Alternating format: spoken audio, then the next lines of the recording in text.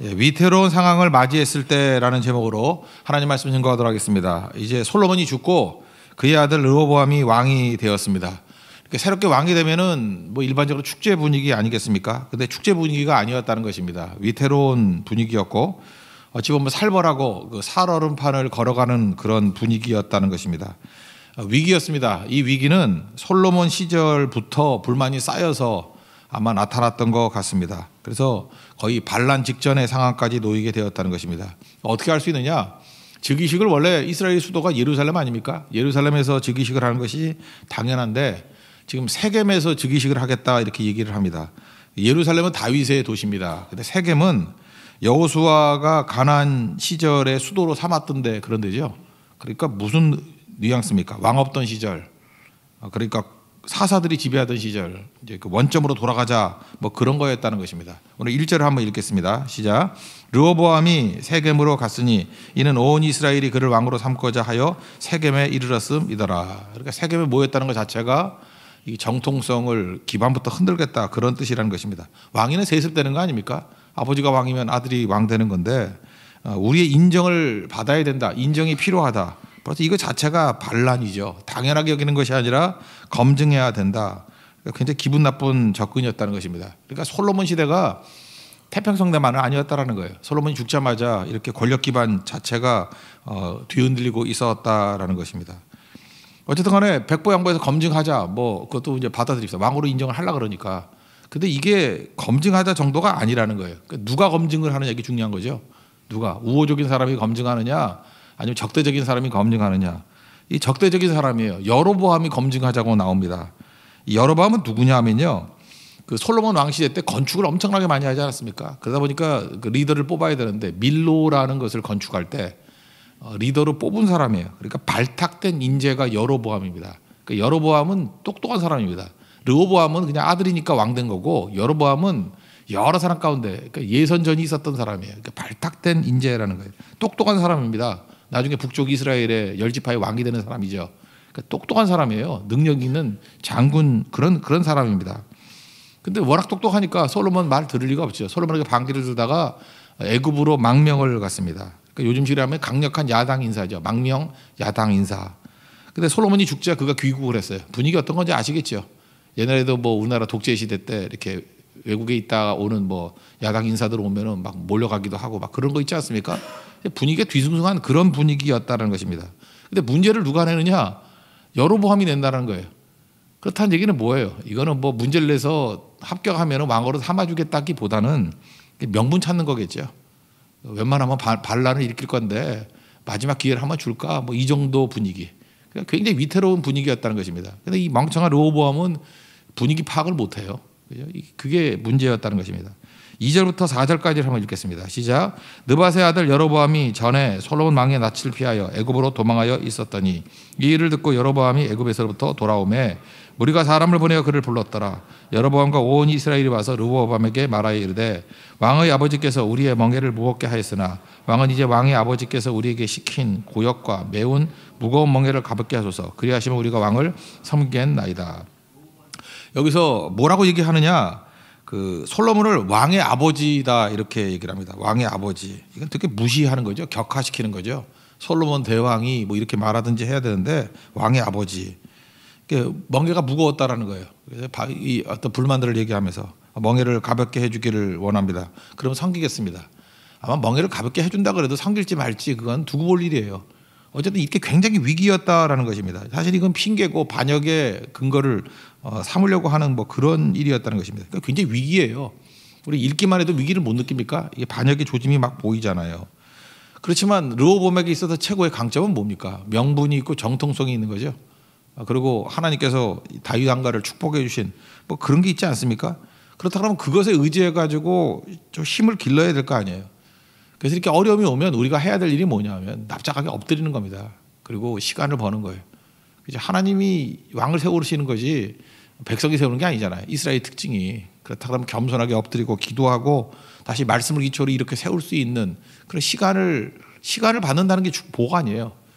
근데 그런 접근이 없었다는 것입니다. 실제로 청나라 최고의 그 황제라 그러는 강희제도 왕이 될 때는 어린 나이에 왕이 돼서 황제가 돼서 굉장히 그 대적들이 많았습니다. 뭐 그냥 그 공신들이라는 사람들이 그 어마어마한 공신들이 그러니까 정글 같은 곳에서 자기를 위협하는 그런 상황에서 황제가 돼서 나중에는 뭐 그 최고의 권력까지 차지하고 개혁의 왕이 되지 않았습니까?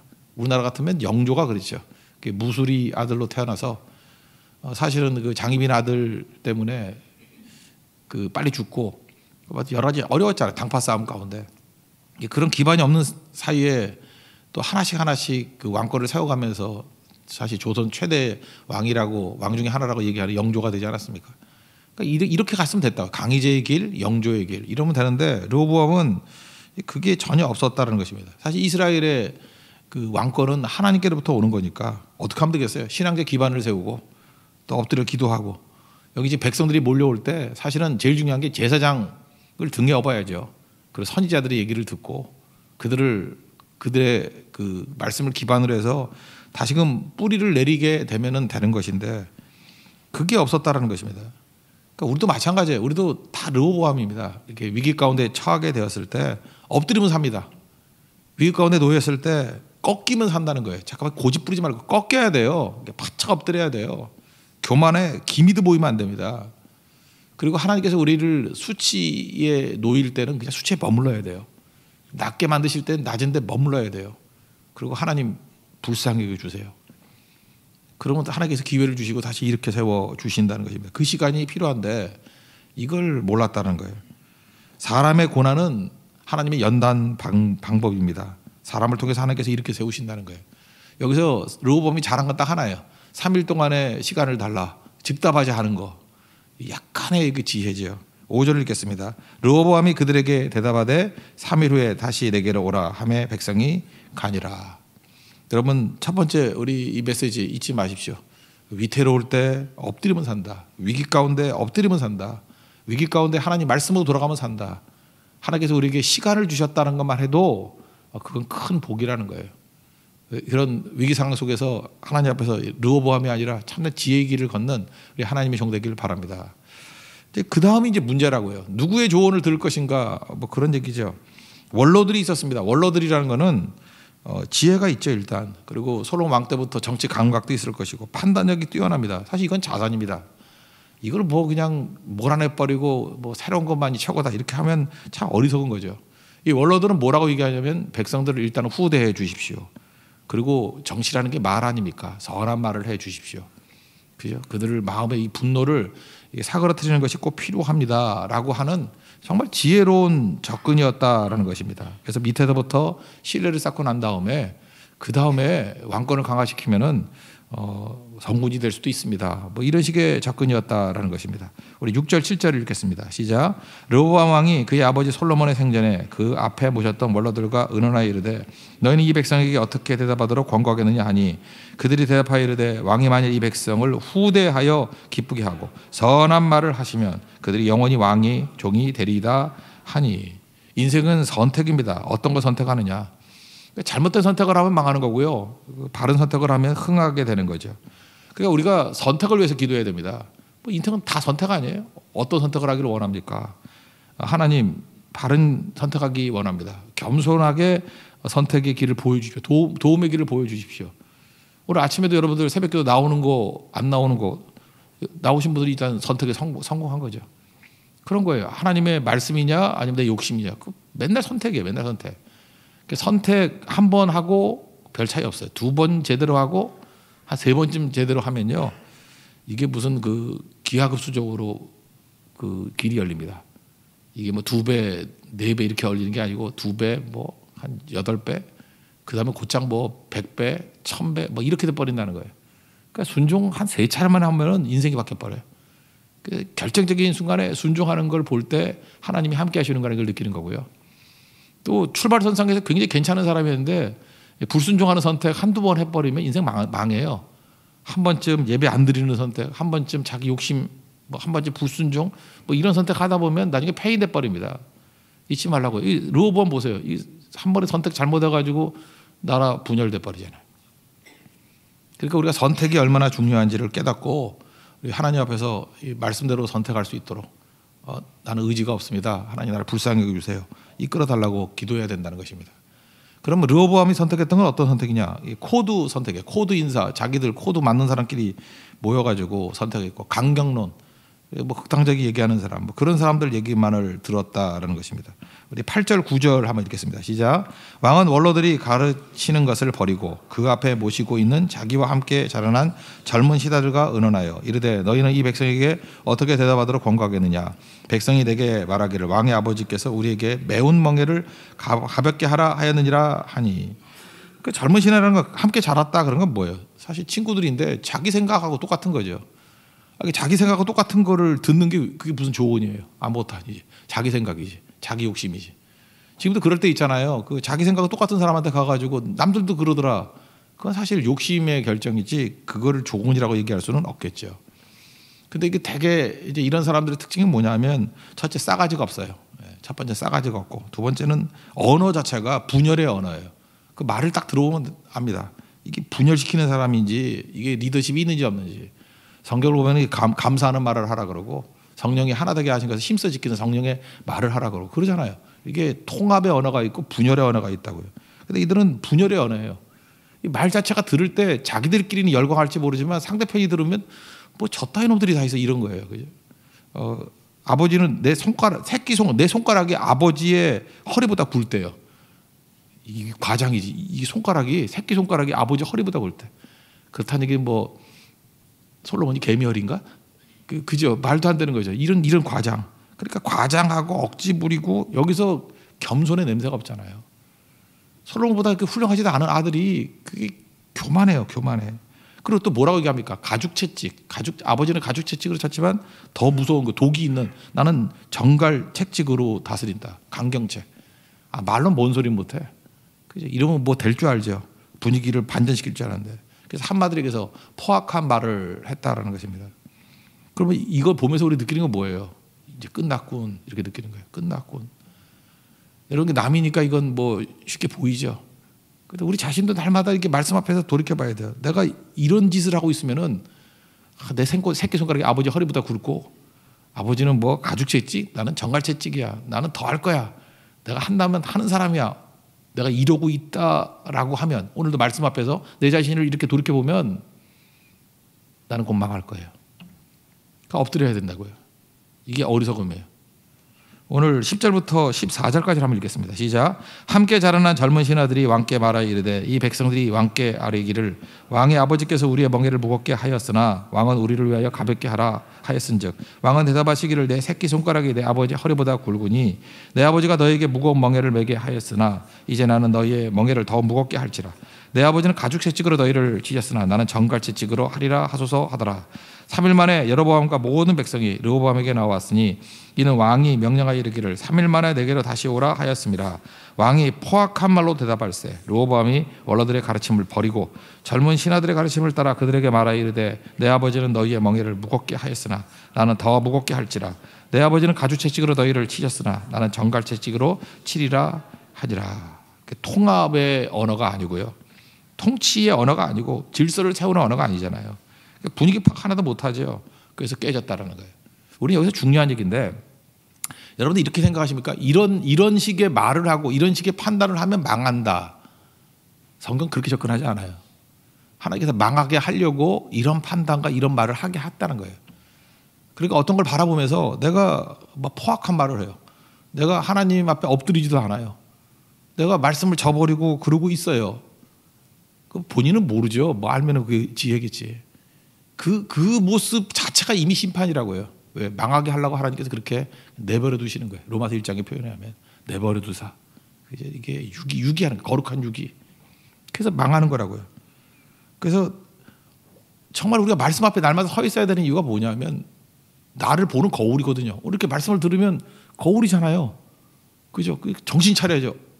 내가 지금 심판 안에 놓여 있네. 그럼 빨리 돌이켜야죠. 근데 어리석은 사람은 언제 하느냐? 망하고 난 다음에 다 깨지고 난 다음에 그때 하는 거예요. 그러니까 이게 깨닫긴 깨닫는데 하나님의 은혜가 있는 사람은 젊어서 깨닫는 거고 은혜를 저버린 사람은 좀 늙어서 깨닫는 거고 그리고 완전히 저버린 사람도 깨닫죠. 지옥에서 깨닫죠. 그 부자 나사로 한번 얘기해 보시죠. 부자가 지옥 가서 깨닫잖아요. 그죠? 거기서 다 깨닫고 지옥에서 전도자가 되죠. 뭐 형제가 있는데 형제한테 가서 뭐 복음 증거해달라고, 여기 오지 않게 해달라고. 그러니까 다 전도자 돼요. 다 선교자 되고. 근데 지옥에서 선교자가 돼서는 안 되겠죠. 그러니까 빨리 깨우치는 거예요. 빨리. 그러니까 말씀 떠나서는 안 된다는 것이에요. 말씀 앞에 놓여 있는 것이 꼭 필요하다는 거예요. 그래서 오늘 굉장히 중요한 메시지가 15절이에요. 15절을 읽겠습니다. 시작. 왕이 이같이 백성의 말을 듣지 아니하였으니 이는 하나님께로 말미암아 난 것이라. 여호와께서 전에 실로 사람 아이야로 하여금 느바세 아들 여로보암에게 이르신 말씀을 응하게 하심이더라. 이렇게 어리석게 된 판단을 내린 이유가 뭐예요? 이는 하나님께로부터 말미암아 난 것이라고. 그러니까 이렇게 해서 심판받는 게 아니라 이 자체가 심판이라는 것입니다. 어리석은 말하는 게 심판이고, 어리석은 선택하는 게 심판이고, 어리석은 사람들을 주변에 많이 두는 것 자체가 심판이라는 것입니다. 엎드리는 기도가 없는 게 심판이고, 말씀 듣지 않는 게 심판이라는 거예요. 그러니까 뒤집어 얘기하면 내가 지금 말씀 앞에 놓여 있다는 게 감사할 내용이고요.